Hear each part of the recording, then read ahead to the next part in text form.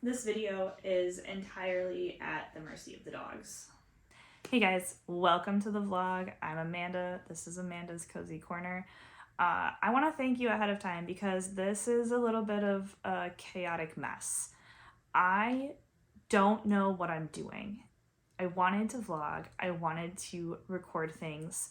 I would start recording. I would then start a book. I would get sucked into the book, and then I would say, oh my gosh, I need to record thoughts. So I would do like one video, and then I would finish the book, and then there would be no thoughts, at least not recorded.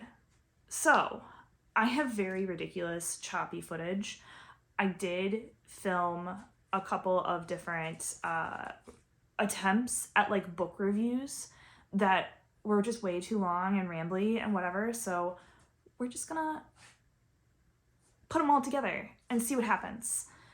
So if you stick around and make it to the end of this chaos, thank you. If you don't, just know this is not how I intend my videos to be in the future, but I really can't promise anything because honestly, this is just kind of how my life goes sometimes. So yeah, let's get started.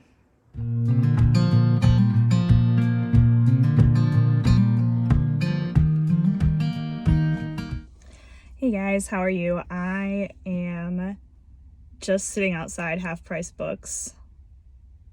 We're about to do a little bit of a book haul. We're gonna see what we can find. I sort of have things on my list, but I don't really have a ton. So yeah, we'll see what's going on. I'm not really sure what we're looking for right now.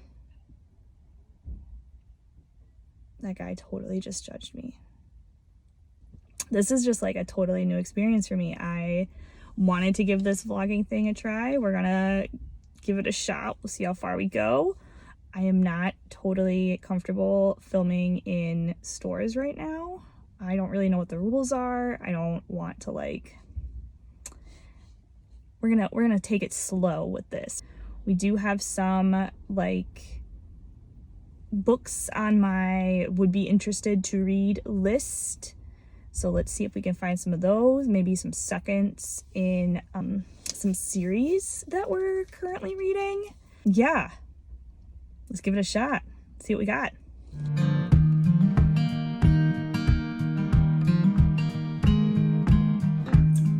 Hey guys, so as you can see, today was a successful shopping trip.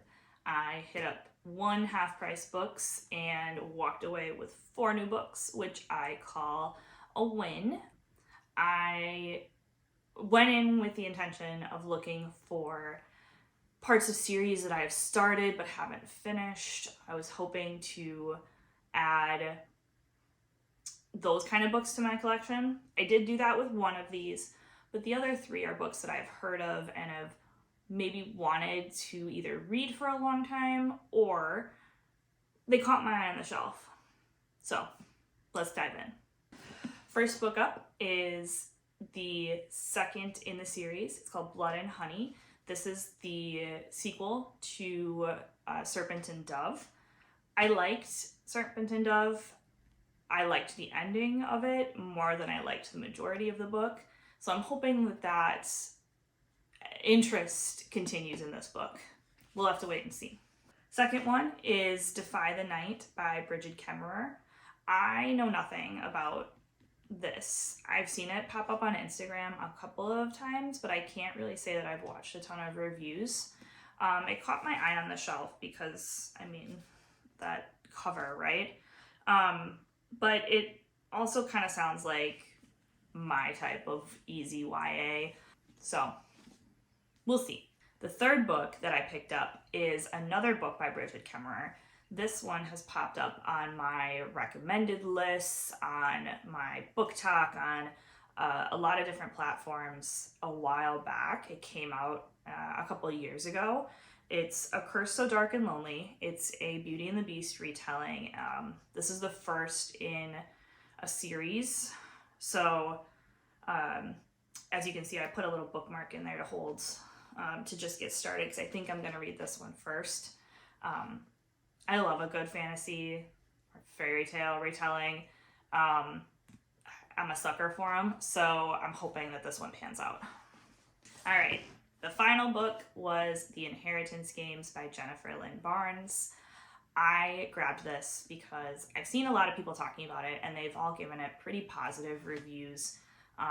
When I read it or heard people talking about it, it gave me really strong Knives Out vibes, and I really enjoyed that movie. So I'm hoping that that sort of vibe holds true in this book. It seems like it would be kind of a fun mystery, why me type story, but also filled with characters who are maybe unpredictable in ways that are unexpected. So we'll see. Overall, very happy with this book haul. The Half Price Books I went to was not my favorite. I think I need to go to a different location in the future. I've been to a different one in my area, and that one was a lot bigger and had a better selection of books. I felt like it was a lot easier to find things that I was looking for than the one I went to, which is unfortunate because the one I went to for this haul is like 15 minutes away from my house, and the other one is a little bit of a longer drive. But all well and good. Successful outing for sure.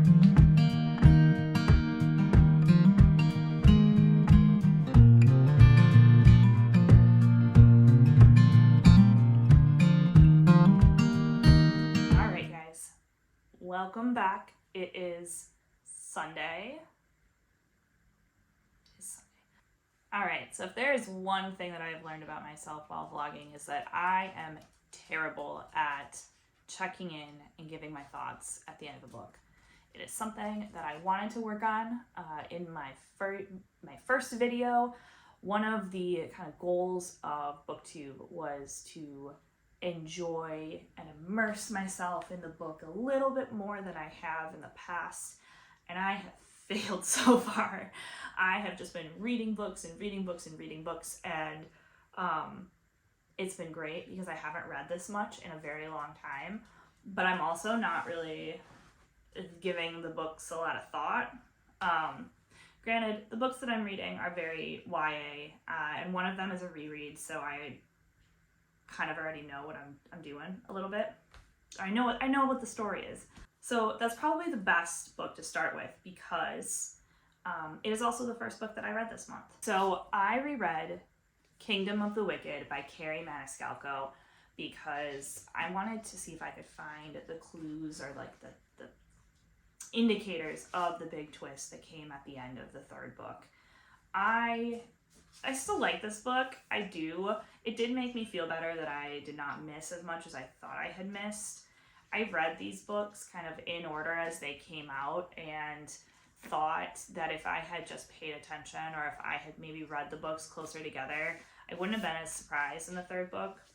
At least after rereading this first one, I didn't miss as much as I thought I did, which is a little bit of an ego boost for me because I never figure out the mystery. I am oblivious, I have no clue, and when it's revealed, I am shocked. Always. It does not matter the quality of mystery. It will blow me off my feet, or I'll be sitting there like, I did not see that coming. So, when I reread it and I don't miss, or I still miss the clues, or maybe there aren't any, that makes me feel a lot better. The next couple of books that I read are Kindle books. I do have a Kindle. I have a Kindle Unlimited subscription. I enjoy a good kind of easy read.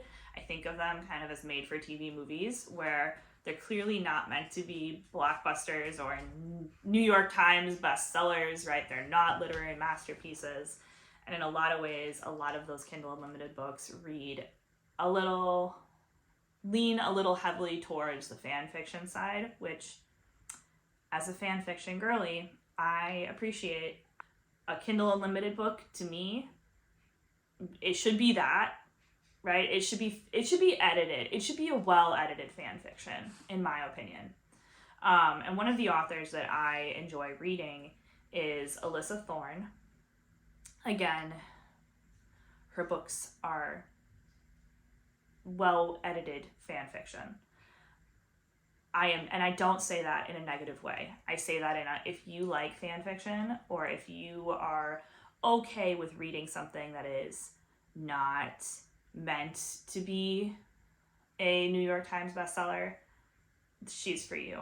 I think she's very self-aware of that fact too. Her website is very open about the books that she wants to write, wants to put out into the world. And I really enjoy her series. One of the things that I think I like about it is because I've been reading her books basically since I've had a Kindle, and they've been very easy to see how her writing has improved and developed over the last couple of years and the last couple of series. If there is a series of hers that I would recommend, it would be her Fae Prince series, which ties directly into the 2 books from her that I have read this month. The first one is Luna Cursed, which is the very last book in the Ironwood series. I want to say it's book 10. These are not long books either. They are maybe 200-ish pages. So you can blast through them in a day. Pretty easy. The only negative that I have about her books is that the plot and the romance does get a little tired, a little repetitive.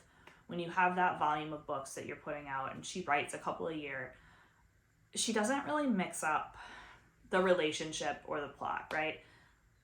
The man is always possessive, supportive, and it's always a fated mate. The girl is always, some plunky, spunky, member of the family. That's kind of how they all know each other and get connected, right? Or they're a friend or whatever.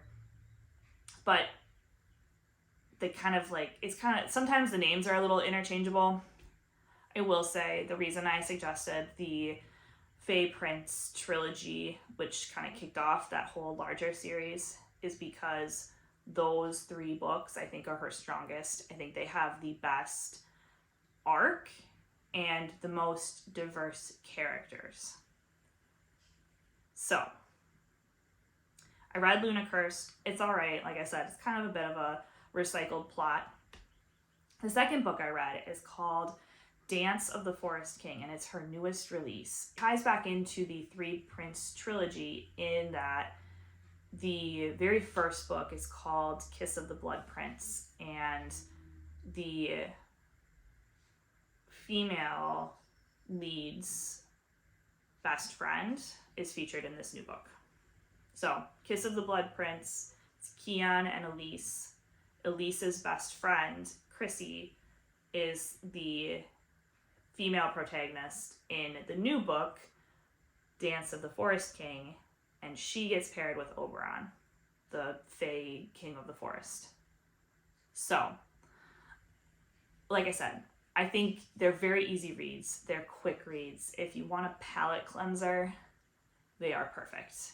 I read the majority of them through spring vacations, just sitting by the pool, and it's the perfect shut your brain off and read a book that is edited okay, that tells a story that will not surprise you in any way. It will not disappoint you if you go in knowing this is Fae fan fiction. I'm here for it. The other 2 books that I read were actually books that I picked up in my book haul about, a week ago now? 2 weeks ago now? Which, wow, time is flying by. So the first one was A Curse So Dark and Lonely by Brigid Kemmerer. I really enjoyed this book. I blew through it in a couple of days after work. It read really easy. The writing style is something that I enjoy. It's very digestible. You can fly through the pages in record time, at least for me. It was a good retelling. I really enjoyed it. The only thing that there's two things that I did not like about this book. First, I did not find the romance believable at all. There's absolutely no development in terms of the chemistry between our main characters. So the main character's name is Harper. She is a senior in high school who has to drop out because her dad was in a lot of debt trying to get her mom cancer treatments or medical treatments of some sort. Took out a whole bunch of money from the wrong people, ended up ditching her family, and now she and her big brother are left to pick up the pieces. So it's implied that her brother is out there kind of doing nefarious, committing crimes to get these lone, mobsters off their back. And Harper has cerebral palsy, but is able to still do a lot of physical activity and, try to help her brother in whatever way she can. She ends up getting transported to another world through a series of unfortunate events, or maybe she would call them not so unfortunate events. But she becomes the Beauty in the Beauty and the Beast retelling part of this, and meets Ren, who was our Prince and Beast, and his commander of the guard, Gray. The other problem that I had with this book is that Harper is 17. There's absolutely no reason that she needed to be a minor, a senior in high school. She has connection to her brother and her mom, but you don't have to be a high schooler to care about your family. And I think that's the biggest rub that I have with a lot of YA novels that are set in both the real world and a fantasy world, because both Ren and Gray are older. Not significantly. I think Ren is supposed to be like 18 and Gray is supposed to be maybe 20. But we don't need to kidnap a 17-year-old to make this a compelling Beauty and the Beast retelling, or appropriate for a high school audience. She could be in college. She could be just a couple years older, and it would feel just a little bit less icky. There are no smut things in this book. Nothing untoward happens. There's at most they kiss, but I don't know. Maybe it's because I'm 30 now and I'm sitting here and it just feels weird to keep in the back of my mind that we're talking about Ren as a prince. Part of why he has a curse is because he slept with the wrong woman. He's 18. Yes, 18-year-olds have sex. I get it. But again, no reason for these characters to be this young. Anyway, still a good book. Still enjoyed it. I'm gonna go hunting for the second one in the series because I am invested in Harper's story. I'm not so invested in Ren's story, but I liked her and Gray, and I'm hoping that that's where the second book goes. The last and final book that I read, or I am reading, I am very, very close to finishing, I'll probably finish it today, is The Inheritance Games, which I was 100% correct. It is Knives Out. I got what I wanted. So, I don't know what else to say other than that. Go watch the movie if you want to get a vibe for this book. This is about a girl who has absolutely nothing. She is poorer than poor. She lives with her half-sister. Again, we have a senior in high school. I think I read these two books. I'm obviously reading them back to back, and I don't know what it is. It's not like I don't like high school girls. It's just, again, I think there's a lot of decision making that Avery, our main character in this book, does that is not reflective of a 17-year-old.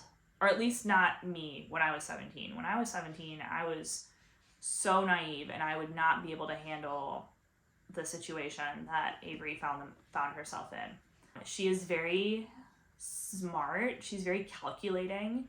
She is very like aware of kind of things going on around her. And like the whole I have a tough childhood and upbringing can really only take you so far when it comes to that stuff. Because there's other parts to this that I don't think that even a kid with a tough upbringing would really have, you know? She's incredibly adaptable for someone who lived like on the fringes of society for so long and now inherits or has access to like unfathomable amounts of money. Make her like a senior in college.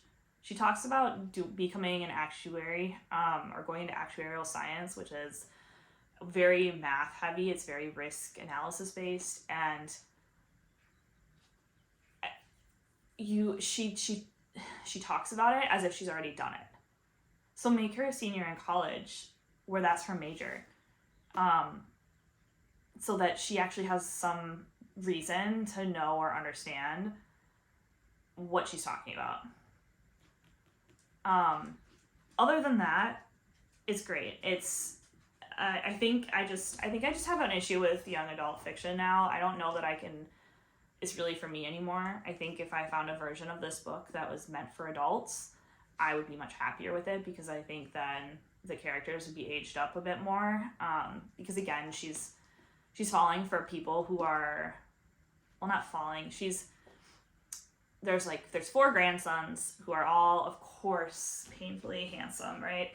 And she has a connection with the 2 who are closest in age with her. So one is the same age as she is, and the other one is maybe like a year older. So again, it's not super icky or anything, but like they're on that cusp of adulthood where if they were all just in college, it would make way more sense, you know? Anyway, it is actually a very good book. It is. I am loving the twists and turns. I am loving the like whodunit game, or why was Avery chosen? Why she has no connection to this person who left her all this money. I'm loving the ride that it's taking me on. I am definitely a easy mystery reader in that I will get fooled every time. So even if this book is laying out clues, I will not pick them up. I'm oblivious. I am. And that's okay. I think it's a lot of fun to not know what's happening next in this kind of book. I think it keeps it kind of entertaining and interesting for me, where other people might complain that it's boring because they've got it figured out already. I just wanted to kind of jump back in to say I did finish the Inheritance Games. I had like 10 pages left. If I had realized I was that close to finishing the actual book when I left off, I probably would have just kept going. But it was a good ending. And I want to kind of revise my statement that it is Knives Out. It is very Knives Out-esque, but there are definite differences. It is not the same storyline. There are just lots of similarities in the like plot twists, let's put it that way, or the puzzles that we have to figure out. So now that I've read the entire book, I can definitely say that this is a good read, and I can see why so many people like it. All right, guys, thanks for sticking with me this long in the video. I am so glad that you came and joined me. Let me know if you took any of my book suggestions, if you've read any of these before, and what you thought of them. I am always interested to hear other people's opinions on some of the same books. With that, have a good one.